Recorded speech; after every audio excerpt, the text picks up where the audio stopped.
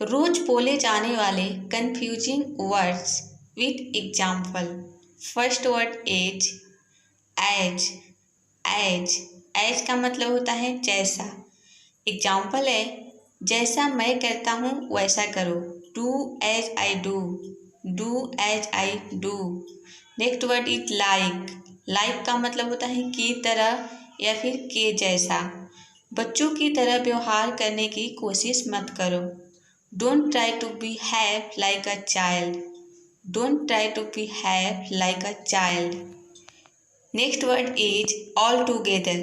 All together. All together का मतलब होता है सभी लोग मिलकर। एग्जाम्पल है सभी लड़के और लड़कियों ने मिलकर गाया। The boys and girl sang all together. The boys and girl sang all together. All together. All together. All together का मतलब होता है पूरी तरह से। एग्जाम्पल है मेरे जैसे आदमी के लिए यह बात पूरी तरह से अजीब थी। This was all together strange for a person of my type. This was all together strange for a person of my type. Next word is alternate. Alternate. Alternate का मतलब होता है एक दिन छोड़कर। एग्जाम्पल है डॉक्टर एक दिन छोड़कर उसे देखने आते हैं। The doctor comes to see him one every alternate day. The doctor comes to see him one every alternate day. Alternative. Alternative. Alternative का मतलब होता है विकल्प। एग्जाम्पल है दूसरा कोई विकल्प नहीं था अतः मैंने शर्त स्वीकार कर ली। There was no other alternative, so I agreed to the terms. There was no other alternative, so I agreed to the terms. Next word is consistently. Consistently का मतलब होता है दृढ़तापूर्वक या लगातार। एग्जाम्पल है वह अपने प्रदर्शन में लगातार सुधार कर रहा है। He is consistently improving his performance. He is consistently improving his performance. Next word is constantly. Constantly का मतलब होता है निरंतर। एग्जाम्पल है वह निरंतर मेरे साथ बहस करता रहा।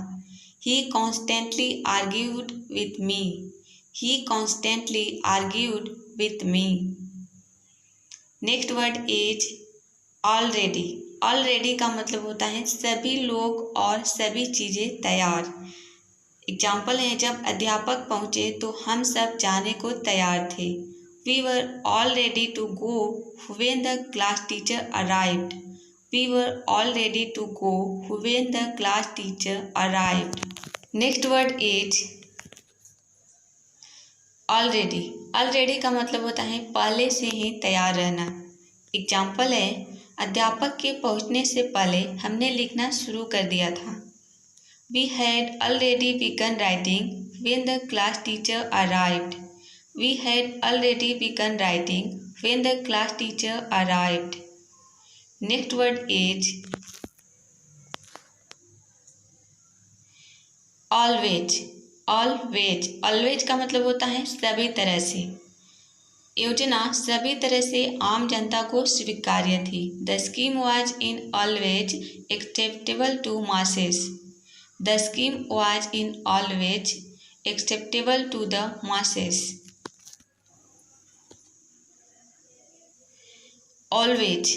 ऑलवेज का मतलब होता है सदा या हमेशा। गरीबों की हमेशा मदद करो। Always help the poor. Always help the poor. Childish. Childish का मतलब होता है बच्चों जैसा अर्थात बचकाना। तुम्हें बचकानी आदतें हैं। You have childish habits. You have childish habits. Next word is child like. Child like का मतलब होता है भोला भाला।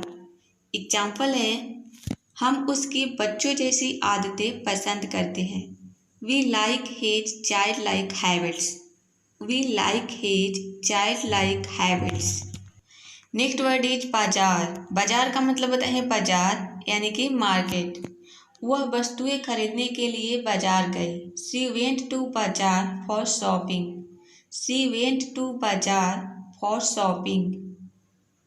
Next word is bizarre. Bizarre, bizarre का मतलब होता है भदा या विचित्र।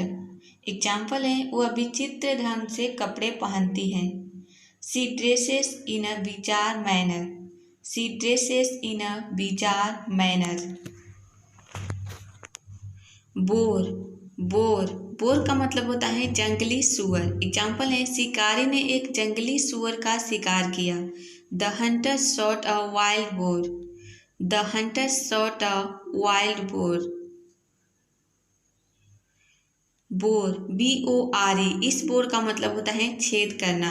एग्जाम्पल है, उन्होंने तेल निकालने के लिए जमीन में छेद किया।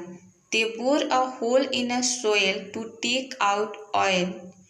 They bore a hole in a soil to take out oil. Next word is born. Born का मतलब होता है उत्पन्न होना या फिर पैदा होना। मैं कब पैदा हुआ मैं नहीं जानता। I don't know when I was born. I don't know when I was born. Borne, borne का मतलब होता है उठाना। एग्जाम्पल है, हमने अपनी बोझ धीरज पूर्वक उठाई। We have borne our burdens with patience. We have borne our burdens with patience. तो आज के लिए इतना ही। आई होप ये आपको वीडियो पसंद आई है। पसंद आए है तो वीडियो को एक लाइक जरूर करें और चैनल पर नए हैं तो चैनल को सब्सक्राइब करना ना भूलें। तब तक के लिए कीप प्रैक्टिसिंग, कीप लर्निंग।